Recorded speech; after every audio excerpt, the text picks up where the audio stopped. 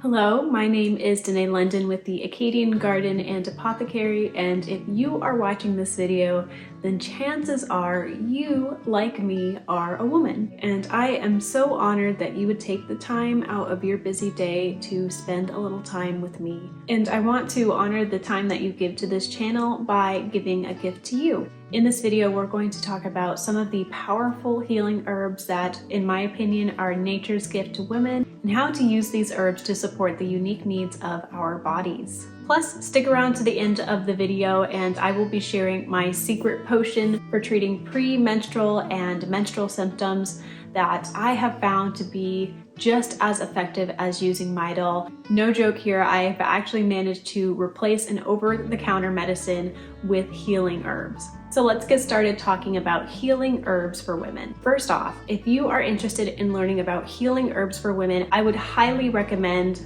this book here.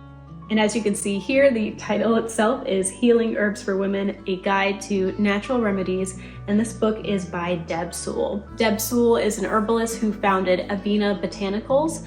I will share the link to that website in the description of this video.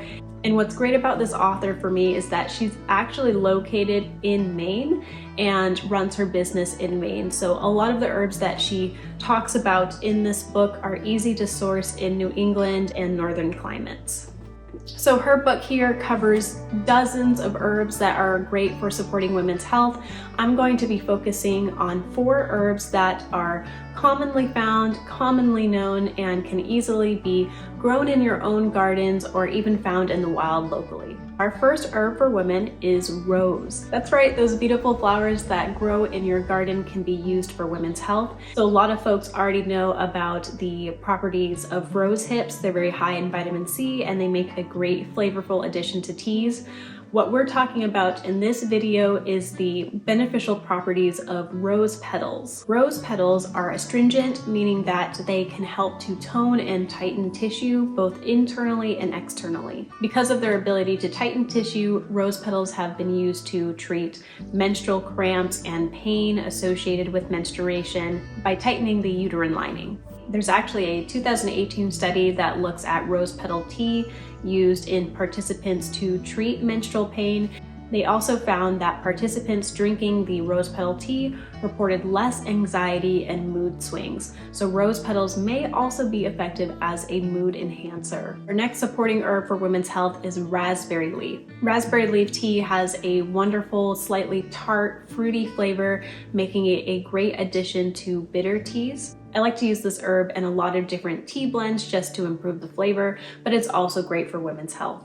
Raspberry leaf is high in minerals that help to support bone health, so you can use this tea as a supplement to help prevent osteoporosis. And like rose petals, raspberry leaf is also an astringent, so you can use this to help treat uterine cramps by tightening and toning the tissue of your uterine lining. In Deb Soule's book on healing herbs for women, she actually mentions a student who claims that using raspberry leaf tea right before her periods helps to reduce her cramping pain. Raspberry leaf and blackberry leaf, which can be used the same way, are commonly found in the wild in all kinds of places around the world, so more likely than not, you can find it locally. If you'd like to learn more about raspberry leaf, all of its benefits, how to identify it and harvest it, I actually have a video that covers this subject, so feel free to check that out right here.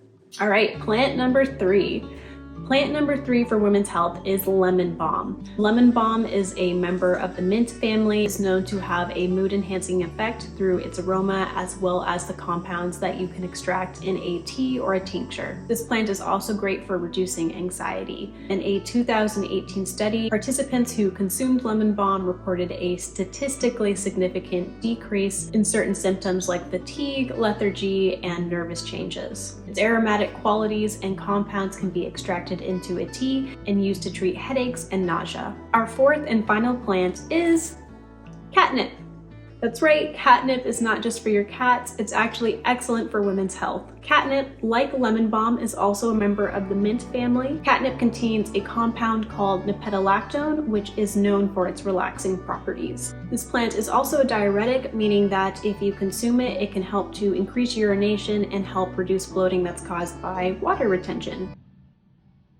If you've made it this far into this video, you are awesome. I totally commend you for your interest in learning about healing herbs for women, whether that's for yourself or others. So as promised, I want to share with you my secret recipe for treating premenstrual and menstrual symptoms that I have found to be just as effective as Midol. Now this might surprise you, but when it comes to pain and discomforts, I actually have a healthy skepticism of herbal remedies. There are some circumstances when herbs simply are not going to cut it, and I have to use over-the-counter medications for treating pain or infections. So in the past, when I had painful periods, I really needed to take something that was strong, and so I often went to Midol. So when I created this tea blend, I started using it with the expectation that the effects would be mild to barely noticeable at best. And I was truly shocked to find out just how well this remedy worked for me. I am not kidding, this replaced Midol for me, and I'm going to try to explain why I think that is. So how can a bunch of herbs effectively replace Midol?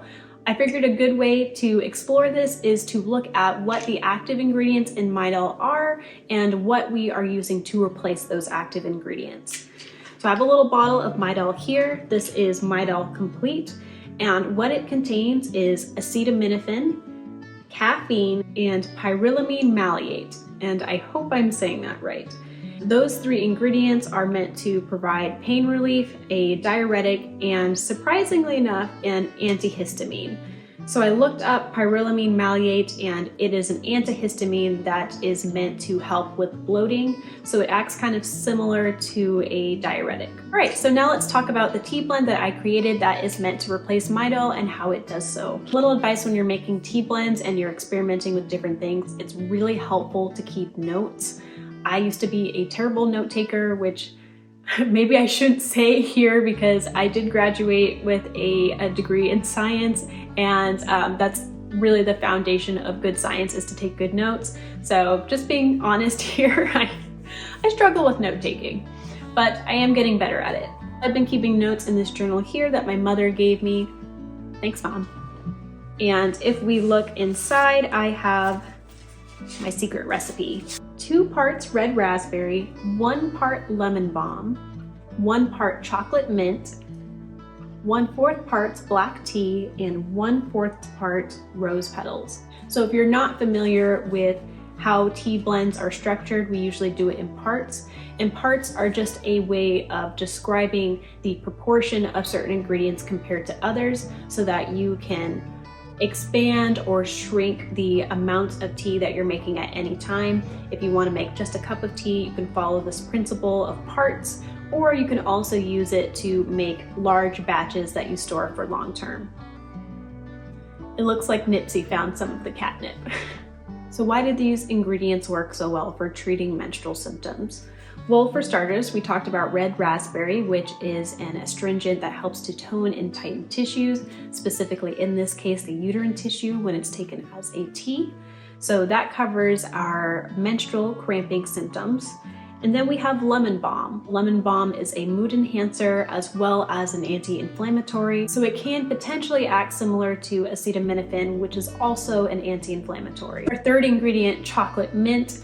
This is less of an ingredient that is important to women's health and more of something that helps to improve the flavor and the aroma of the tea, making it a wonderful experience. Who doesn't like chocolate on their period? Black tea is our diuretic as well as our source of caffeine, so this can act as a mood enhancer to reduce fatigue, as well as help to reduce any bloating that's caused by water retention. And finally, rose petals are another astringent, and they also act as a mood enhancer. With this combination of herbs, what you end up with is a really beautiful amber colored tea that tastes good, smells good, and is great for treating menstrual and premenstrual symptoms. So here is my specialty tea blend.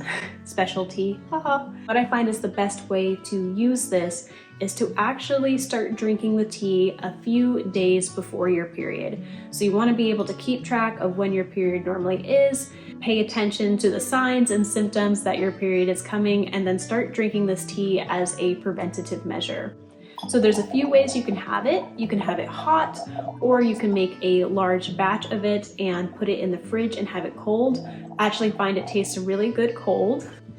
And here's my bottle of Moontime tea that I like to keep in the fridge, and I just pull it out, pour myself a little glass, and then stick it back in the fridge.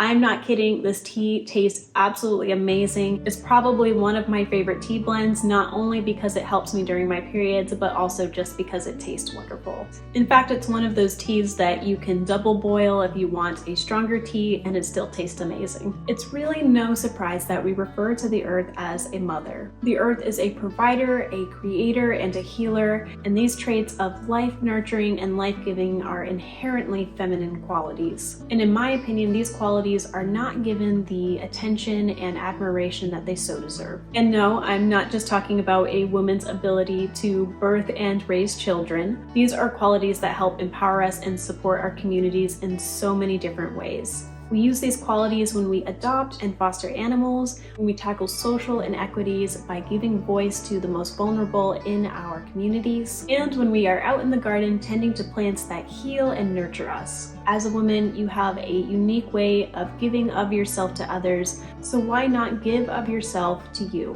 This is Danae London with the Acadian Garden and Apothecary. If you enjoyed this video, don't forget to hit the like button down below and subscribe to the channel.